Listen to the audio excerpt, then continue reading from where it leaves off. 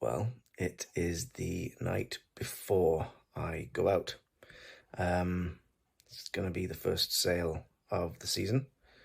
And I don't know why, but I'm kind of feeling, I don't know if it's nerves or just a bit anxious, or whether it's just because it's the first sail of the season, but I don't know, it's playing on my mind, tomorrow's playing on my mind. I don't know why. I suppose it's just getting back into it, first sail of the season, I think it's going to be starting out about 11 knots, and then by the end of the day it's going to be probably about 25, something like that. So it's going to be a nice sail, I guess, but I don't know, just not knowing what it's going to be like, I guess. But like I say, high tide is tomorrow at 7 o'clock in the morning, so I'm hoping to be there by 6:30 in the morning, so we've got plenty of time to kind of get everything on the boat, and then we've got a bit of time then for the with slack tide, and then I'm going to try and go out with the tide then, and then we'll see what happens. I'll see you in the morning.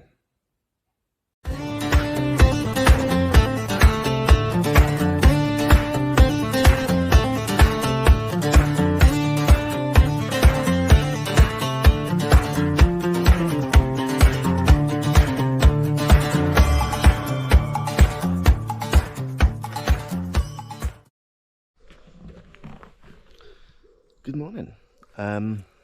It is Sunday, and I've just got up. It's about 6 o'clock, and as you can see, the sun has just come over the tree line even. So that's nice, glorious kind of looking day. I've just checked the inshore forecast, and that's looking okay, in all fairness. It's pretty much what I expected. It's a bit quieter than I thought today. I'm just looking behind me here in the trees, and there's no wind here where I'm at the moment. So I know it was only probably forecast about 11 knots before we go out in about an hour. But yeah, let's have a look. Let's go check windy, and then I'll make our way down to the boatyard. So this is how it's looking at the moment at 6 o'clock. We can see here northwesterly wind coming down. Let's see, 8. It's shifting to westerly. Again, it's only about 12 knots thereabouts. 10. Now it starts kicking up after around 12 o'clock. Then it starts coming up into a southwesterly. Which is fine, because by that time we'll have probably left, or we'd be thinking about leaving. We'd be probably on here on the other side of the island, so we'd have a bit of protection, so that'd be nice.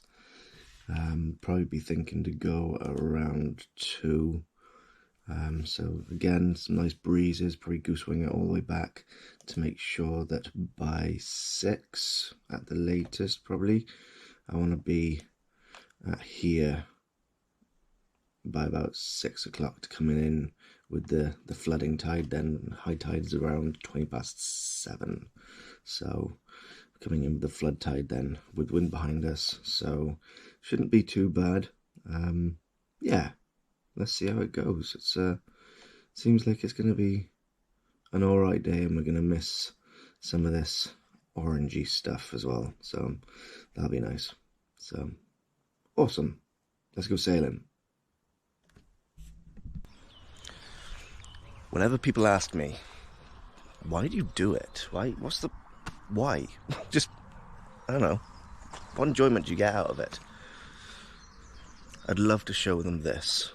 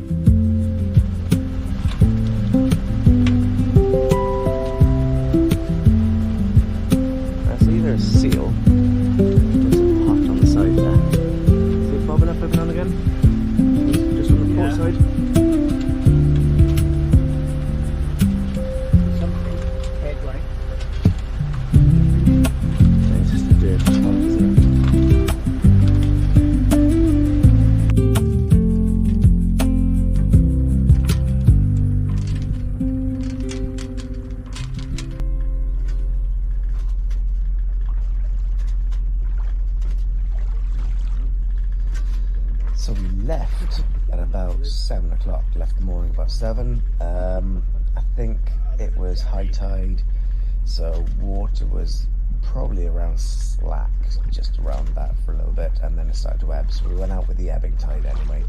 As you can see from some of the shots, there's like no ripples on the water. It felt quite eerie.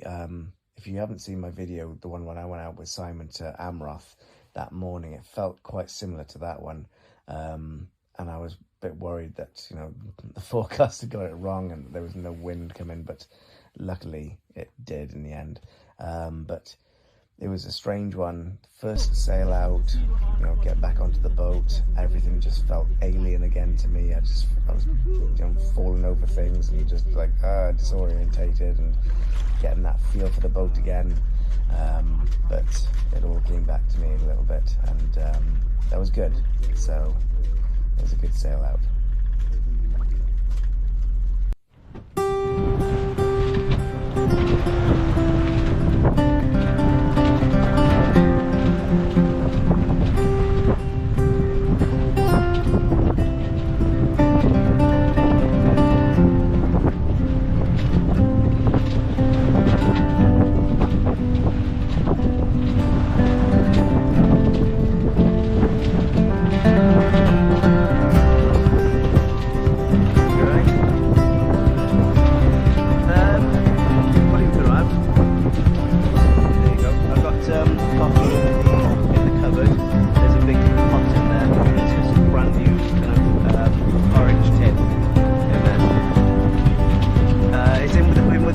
Sorry.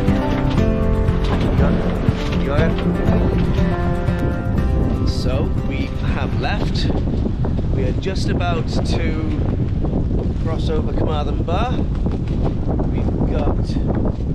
We're doing about 5 knots. We're at close hold at the moment. We've got, I think was it 1 reef or 2? 2 reefs. We're on reef 2 at the moment. Yeah, second reef. So just getting prepared for a bit of wind later, that's all. So yeah, I think they were obviously right on the inshore forecast. The sea is slight, soon to become moderate later. Yeah, we're sailing.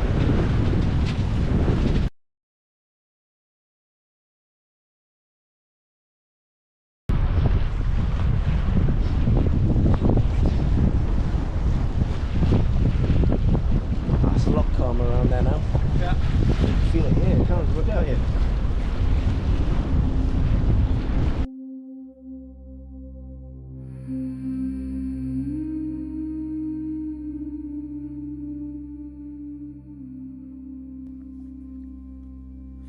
Cauley Island lies just off the coast of Tenby in Pembrokeshire, and it's one of Britain's holy islands. Monks have lived and worshipped here for over 1,500 years. Today, the island is homed to a community of Cistercian monks who continue a traditional life of prayer and work. The monks support the island by producing and selling handmade goods, including chocolates, shortbread, perfume, candles and soap, which have become well known to visitors from across Wales and beyond.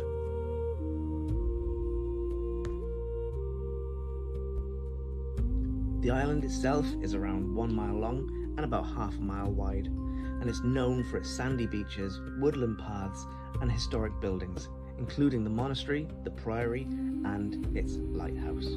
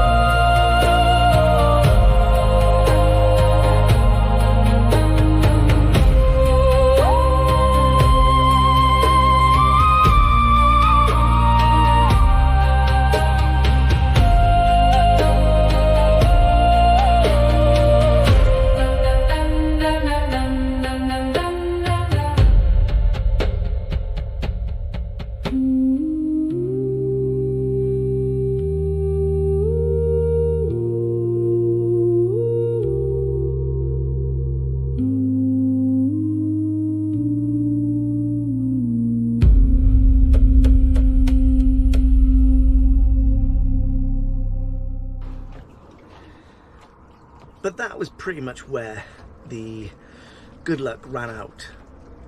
It was at that point that my GoPro started telling me that I had some sort of corruption on my SD card.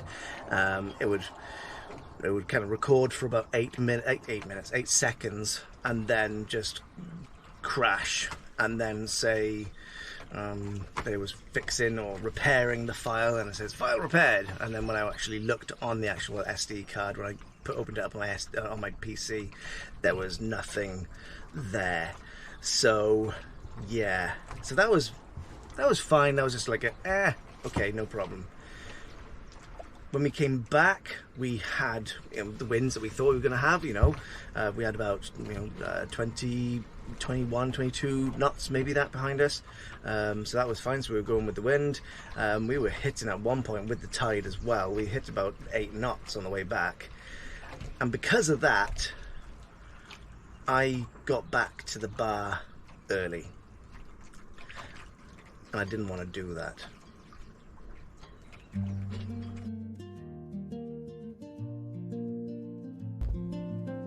The Carmarthen Bar is a large area of shifting sandbanks at the entrance to the River Towie estuary in Carmarthen Bay. It's formed by tidal flows from the rivers Towie, Taff and Gwyndraith, which constantly reshape the channels and sandbanks. The area has shallow water, strong tidal currents and breaking seas in rough conditions, making it one of the more challenging navigational areas in the Welsh coast. For centuries, sailing vessels crossed the bar to reach the old port of Carmarthen, carrying cargoes such as coal, limestone, timber, agricultural goods and tinplate. Small coastal trading ships regularly travelled between West Wales, Bristol, Ireland and beyond. Because the channels constantly shifted, and still do, local knowledge and careful planning is essential for navigating safely into the river.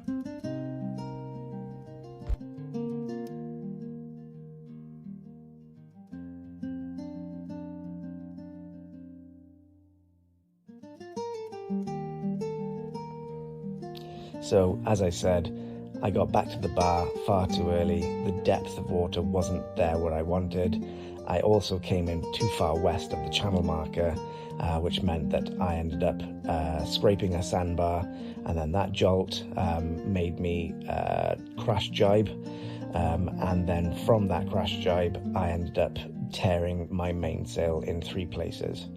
Now, in hindsight, the only casualty was the mainsail and a bruised ego. Nobody else was hurt on board, and that's what I'm grateful for, because that is so dangerous. I should have had a preventer on, I didn't. That's something I won't make a mistake of next time.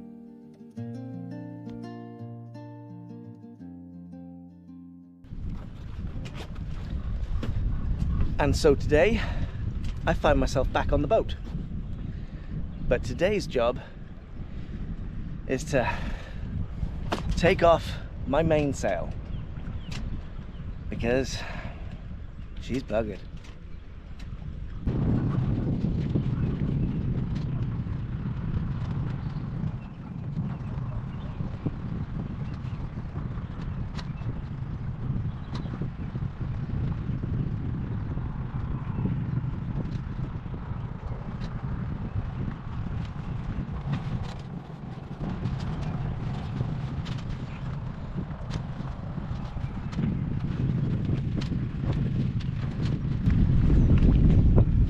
What was that, Andy? What was that?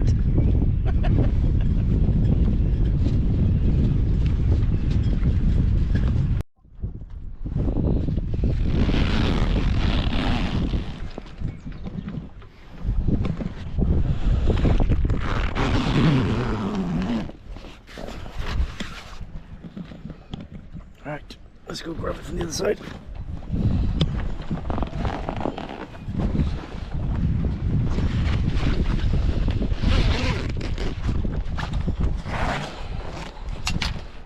Okay, let's have a look what's inside.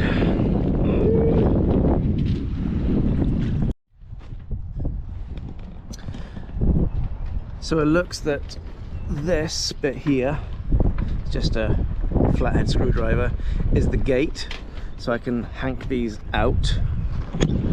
So that's good on that side. I can undo the halyard, that's fine, the main halyard, that's fine. Just check then what's holding on the tack and the clew. I think it's just a shackle on the clew, and then the tack is in there somewhere. Yeah, there's another shackle, there's another D-shackle. So it's just two D-shackles. So what do I need? Flathead screwdriver and some pliers probably. Right. Come on board. There you go. Right. Let's have a look here.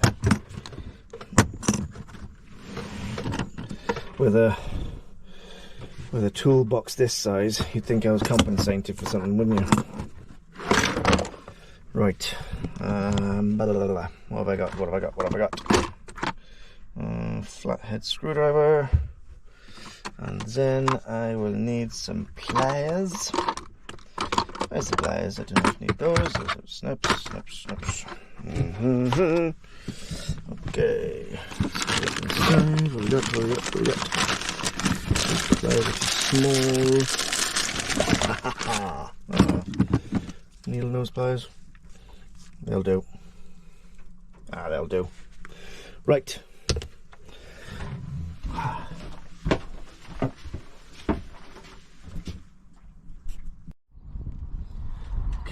So let's have a look here.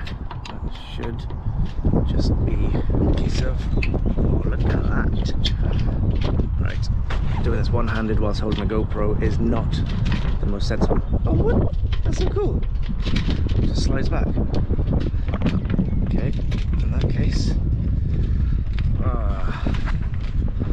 slide that back, retighten that.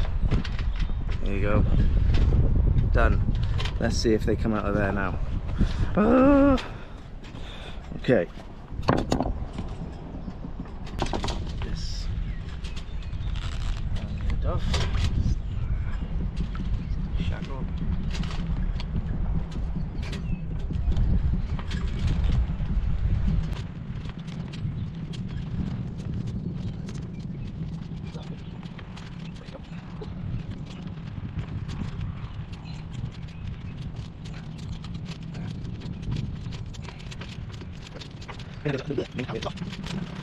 Let's see. Just pops off, just like that. That's what's supposed to happen. Look at that.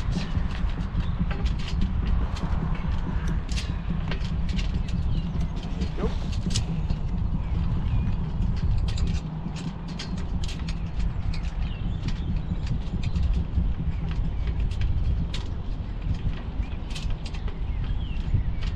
Okay, so that means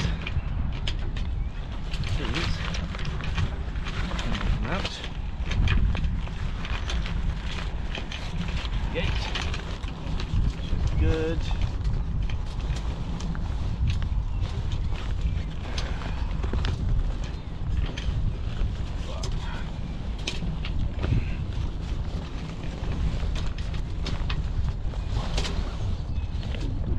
Down there. Don't you go fall down there.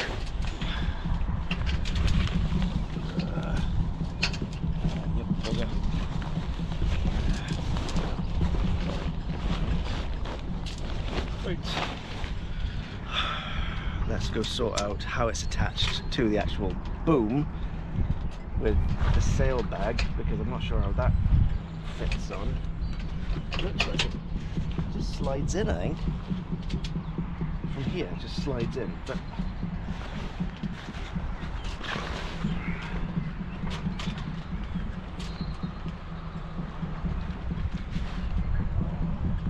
well, let's have a look.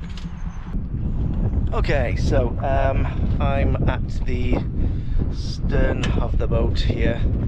I am trying to just pull drop the topping lift to drop it down a little bit so I can get to it. I'm at the back of the sail. I'm not looking at the foot, I'm looking at the clew to find out how it's attached to the boom. And if I, oops, sorry about that. Whee, come on, neck. There you go. If I have a look in there, you can see it. There's the clew. Reefing lines out of the way. There's the clue. It's just held on with this rope here. So it looks like it should just be a case of undoing that rope, which should be fun. And yeah, that's not happening one-handed, Nick. Right, okay, cool. I will return, but yeah, that needs to come undone. And then the clue is free, which means that the foot should just slide. Famous last words, but it should just slide. I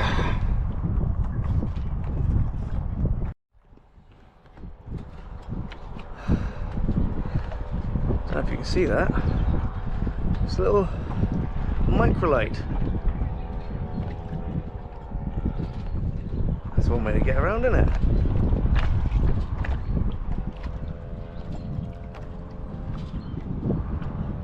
You're in the wrong place, bud. This is a sailing club. Are you kidding me? Look at this guy.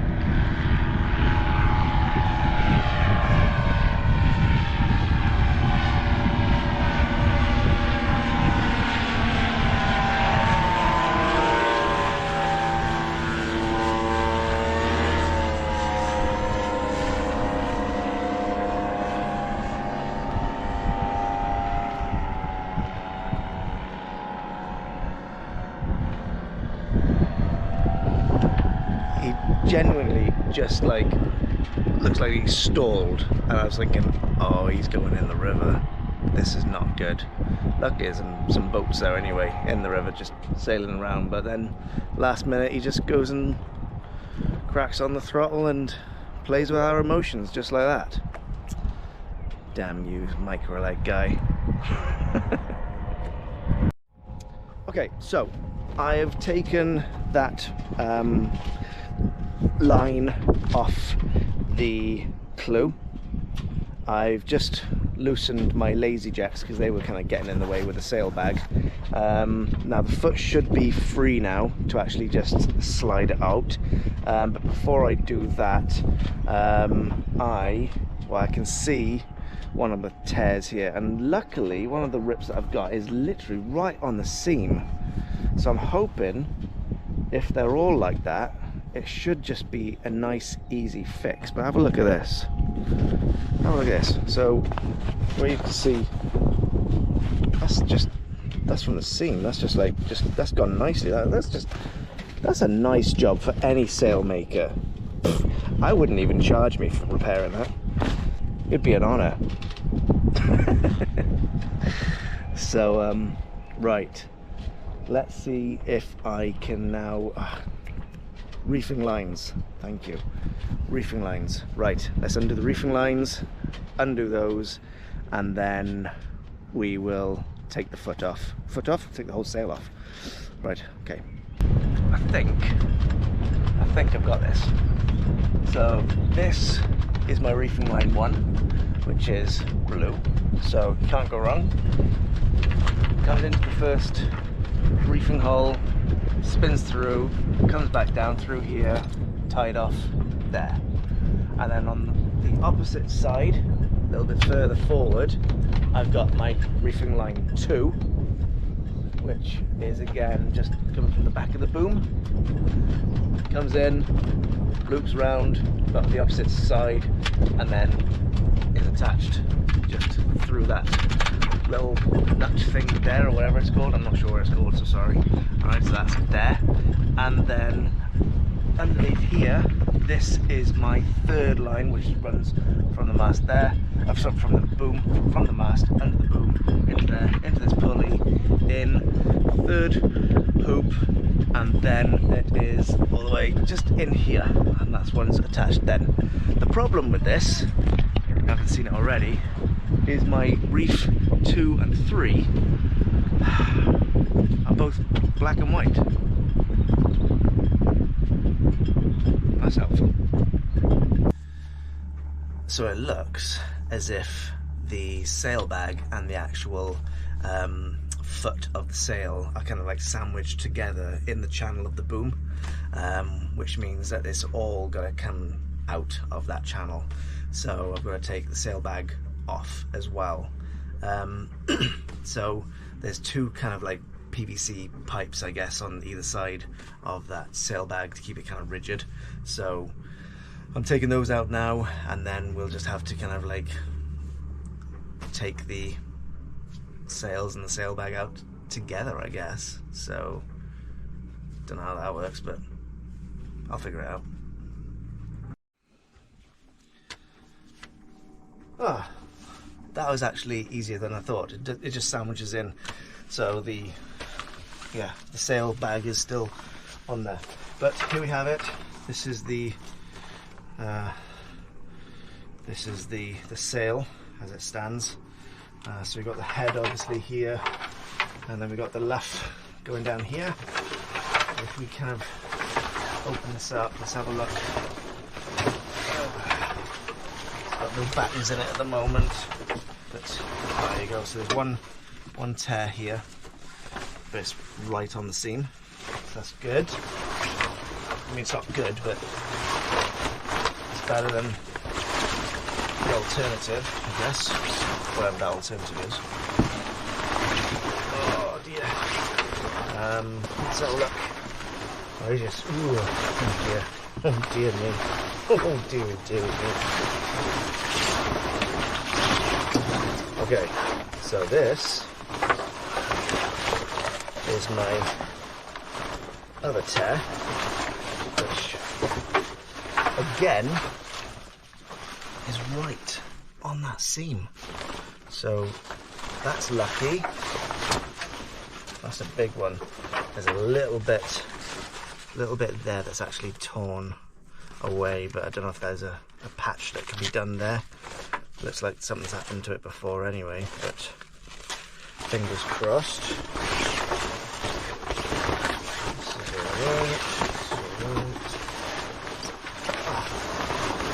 Here's the other one. I was right, there's about 3 tears in this. And again, it's right on the seam.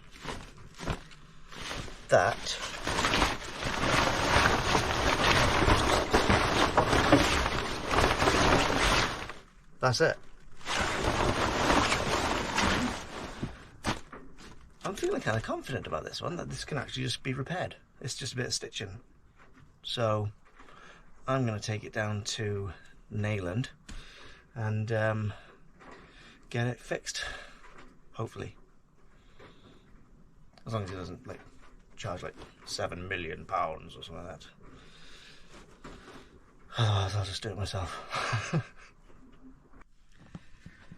So I wasn't sure how many spare kind of sails I had, and I thought I might have had one spare main. I wasn't sure about a Jenny. I wasn't sure if I had a new Genoa or not, but I knew I had a cruising chute.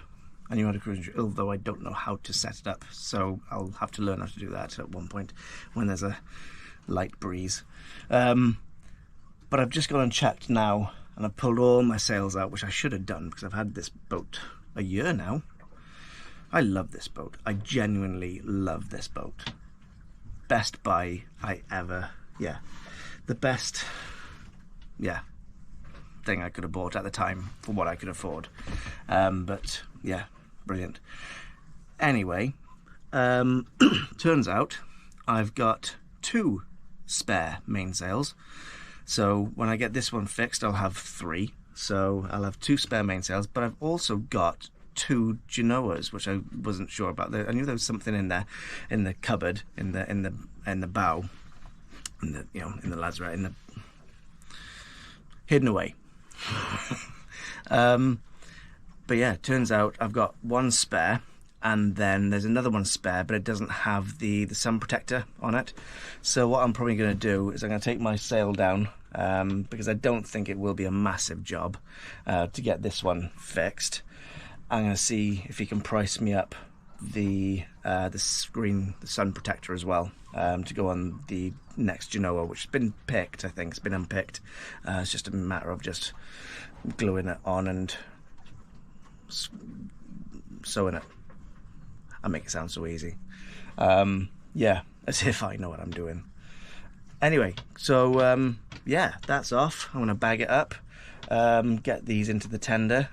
I've got one more job I want to do, which was the autopilot wasn't working. So I want to try and see if I can figure that one out, see if I've knocked a wire or something at the stern, in one of the cupboards or something whilst I've been poking around in there. But aside from that, we're almost done it for today, which will be good. And then won't be long, it'll be my birthday, and I'll be getting my wife and kids on the boat, and we'll just take a little pootle up the estuary and back down again, and let's see how that goes.